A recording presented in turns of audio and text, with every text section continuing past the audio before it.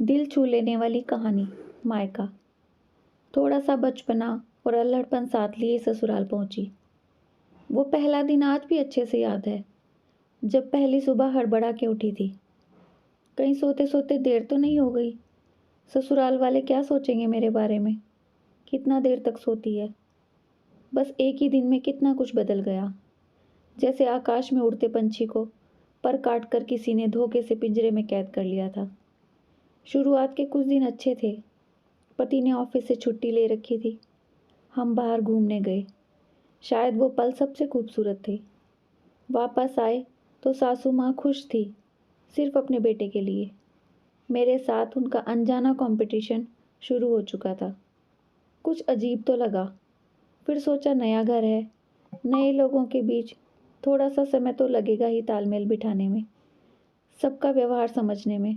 लेकिन जल्दी ही समझा दिया गया कि मैं बहू हूँ इस घर की।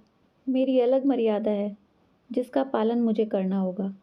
कायदा सीखना पड़ेगा यहाँ रहने का। ये मायका नहीं ससुराल है। यहाँ के अलग उसूल हैं। धीरे बोलो, धीरे हंसो। खिलखिलाकर हंसना अजीब लगता है। जब सब खाना खाकर उठ जाएं, तभी तुम बैठोगी खाने। ये सारी हिदायतें तय हो गई मेरे लिए। घर की याद बहुत आती थी। जाने की बात करती तो बोल दिया जाता अभी नहीं, बाद में सोचेंगे। ऐसे रोज़ रोज़ मायके जाने के बारे में सोचना छोड़ दो। मम्मी पापा से फ़ोन पर बात करने की कभी कभी इजाज़त मिलती। जिनकी जीवन संगनी बनी थी, उन्होंने शादी के समय वादा किया था मेरे मम्मी पापा से, पास ही तो घर है, कभी भी मिलवाने ले आया करूँगा। आज वो किसी और ही सुर में होते हैं। अब समझ में आने लगा था क्यों कहते हैं लोग, ब्याह कोई खेल नहीं, सारा जीवन ही बदल जाता है पल भर में। एक ही शहर में होते हुए भी आपको इतनी इजाज़त नहीं मिलती कि आप अपनी मर्ज़ी से कभी भी अपने मायके जा सकें। यहाँ तक कि पीहर से भी कोई मिलने आना चाहे तो उसको अनुमति लेनी होगी। बेटी के घर भला ऐसे कैसे मुंह उठाकर चल दिए। मायके का वो बचपना, खुलकर हंसना, मर्जी से उठना, मर्जी से सोना, भूख लगने पर चिल्लाकर माँ को बोलना जल्दी खाना दो, भूख लगी है। मनपसंद खाना न बना हो तो मुंह फुलाकर बैठ जाना, बस यादें ही रह गई। शायद इसीलिए विदाई के समय सब मुझे गले लगाकर रो रहे थे। सिर्फ दूर जाने का एहसास ही नहीं, कुछ और भी था। कहीं ना कहीं वो सभी जानते थे कि जिस प्यार और ममता से उन्होंने मुझे पाला है, वो सब अब छिन जाने वाला है मुझसे। सचमुच पराई हो रही थी मैं, और जा रही थी एक अनजान अनदेखी दुनिया में, जहाँ न पिता का प्यार न माँ की ममता नसीब होगी। पापा जो हमेशा कहते थे बेटी नहीं बेटा है मेरा, वो बेटी कैसे जीवन का सच का सामना करेगी, इस बात का डर मन में था उनके, इसीलिए इतना रो रहे थे वो।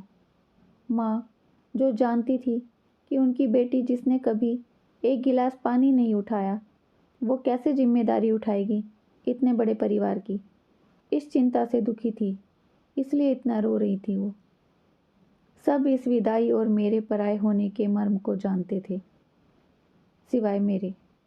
इसलिए सब ऐसे रो रहे थे जैसे मैं डोली में नहीं अर्थी में जा रही हूँ। यही तो नियम है ना हमारे समाज का। एक बार बेटी डोली में विदा हुई तो हो गई पराई सबसे। अब जब आएगी तो मेहमान बनकर, कोई चाहे कितना ही क्यों ना कह ले कि ये घर आज भी उसका है।